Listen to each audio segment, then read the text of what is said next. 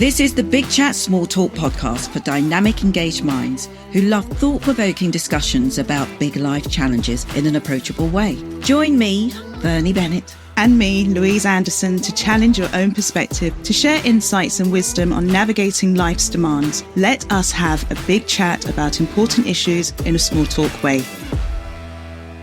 Dating in the 2020s has been described as the dating apocalypse, with the remaining participants picking at the carcass of somebody else's cast-off in the wasteland. With the rise of dating apps exacerbated by COVID with quarantine dating, post the lockdowns, the landscape of dating has fostered an environment of hookup culture, ghosting, and created a breeding ground for toxic narcissistic masculinity and femininity.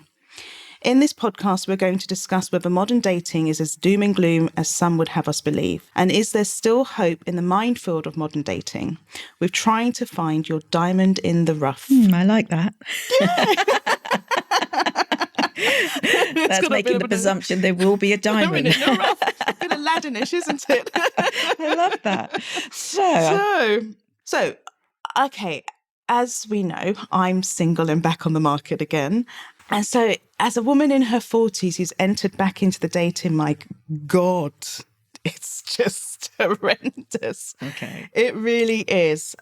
And it's certainly not how it used to be when I was dating in my 20s. Right. I mean, there's obvious reasons. In my 20s, everybody was an opportunity. In my 40s, the pool is smaller and smaller and smaller.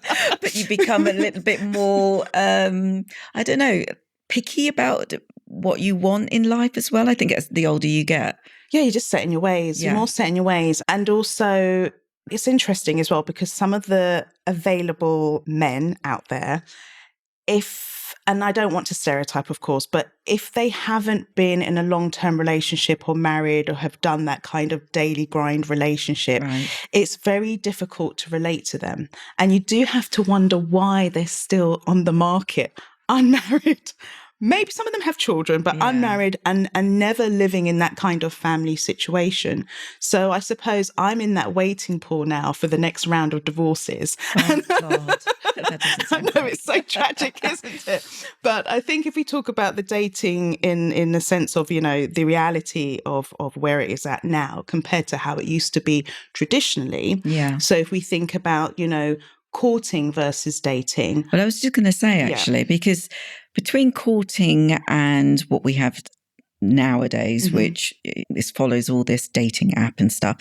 So what are the differences? So I'm looking and I've kind of listed a few. So when you're courting, you have a desire to marry. So that's really clear from the outset. And you're seeking someone with similar values and, surrounding a deeper understanding of what the outcome of dating will be. You've also got order and intention behind every action. It provides clarity. You know that you're a couple. You know that meeting the family is next and it progresses. Courtship seems to sit really well within communities and everybody around you know you're kind of leading to the next stage, which is marriage. There's a little bit of chivalry.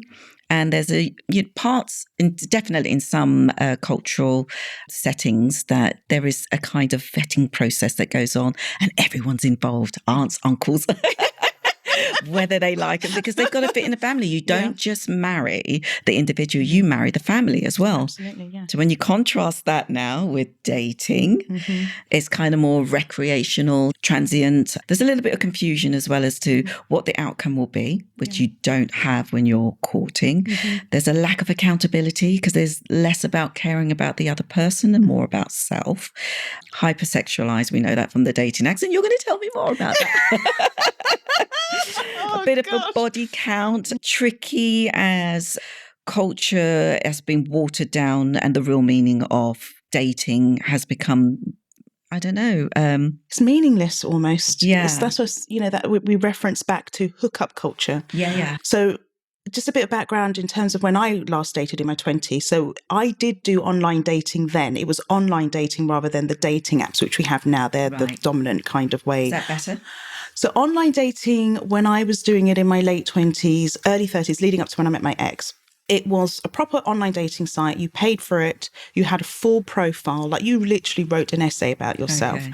And at the time, I think culturally, they weren't overused. People kind of like thought about dating, online dating, as a weird thing to do. Right. I chose to do it because I was working and I didn't find myself wanting to go out to nightclubs and bars to meet somebody. I wanted to find somebody where I could find some common interest. And so those sites, I felt, allowed me to do that. Okay, so I'm just going to interject and say, so those sites then, because, the dating ones now, I don't know that everybody really puts the truth on there. Exactly. So when you're talking about dating in your early 20s, you're saying when you used the sites then, they were a bit more authentic and realistic. Yeah. And we weren't in the height of social media culture as well. Right. So we weren't in the kind of my life fits in a real kind of culture. It was like real life pictures that hadn't been filtered out till the end of any wrinkles. Whereas now I think the dating apps, and this is just in my opinion, it's all mixed within that kind of social media culture and construct. And, it's all quite almost egotistical, because having had to use some of them, and I won't name them, but the more popular ones, it's like you just get this opportunity to give one-liners, and you can put some fancy videos of yourselves or pictures. And now we're living in the filter culture. So most of the pictures people just filter out like anything. And it just feels like you're just able to market yourself.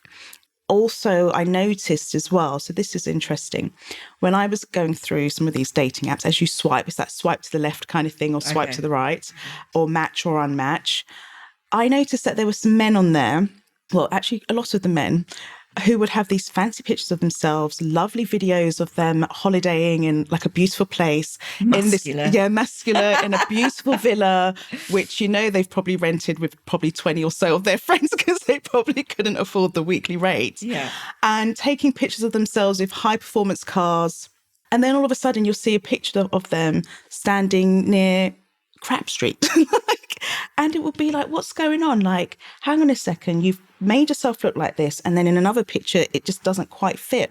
Then you start engaging with some of these individuals, and it's like, and I have a sense about people, I kind of pick up on people's energy quite quickly. Right. You kind of like think, no, what I'm hearing isn't matching the profile. Right, and so a bit like catfishing. It is a bit like, yes, that's it. It's catfishing. What turns up, you go, oh my God.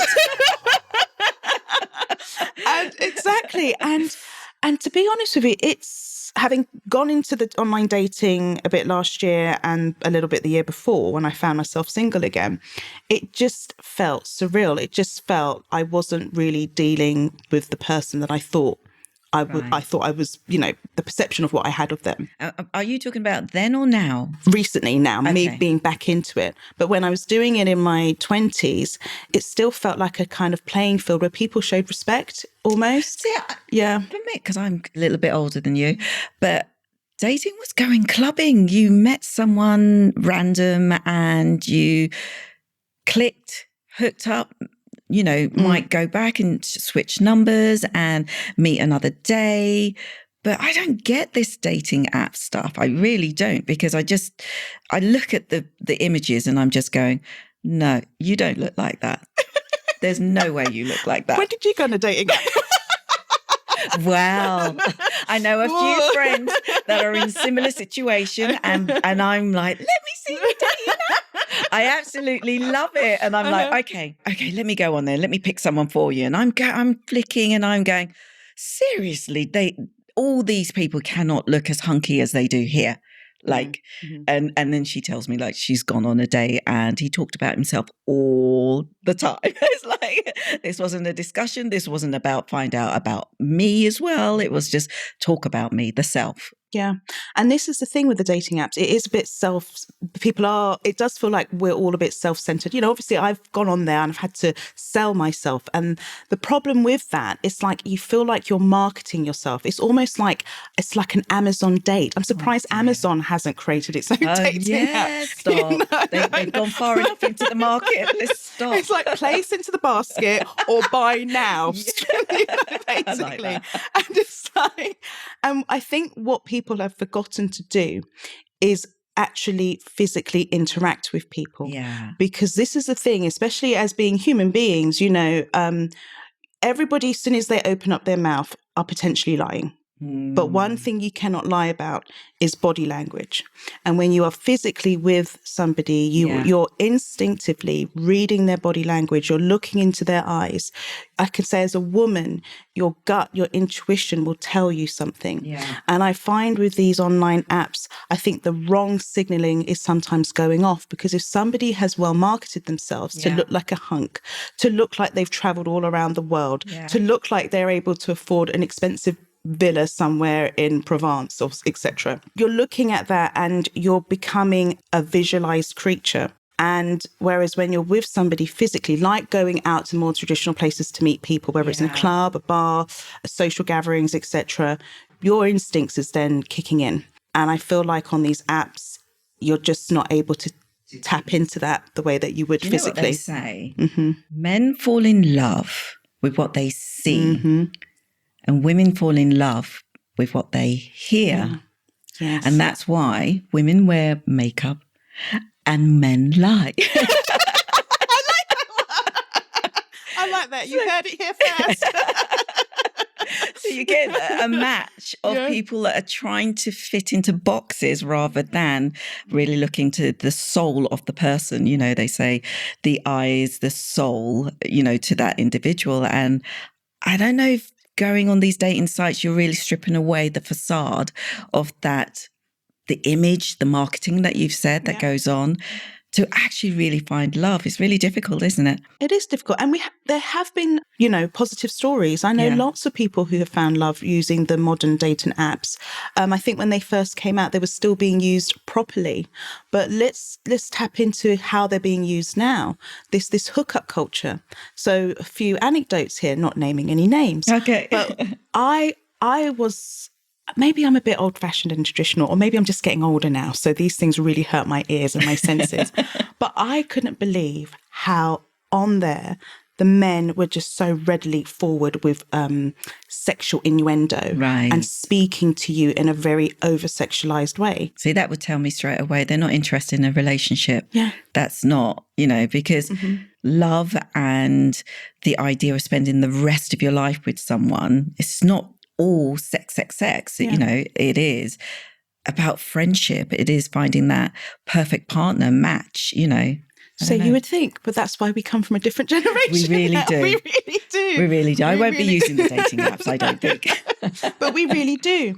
And that's what shocked me. And one of the things I had to think to myself, if men are easily able to act like that in this day and age in the dating app. And I'm not saying it's just men, but obviously for me, my experience it is, because I'm a heterosexual female. But other people have said the same things.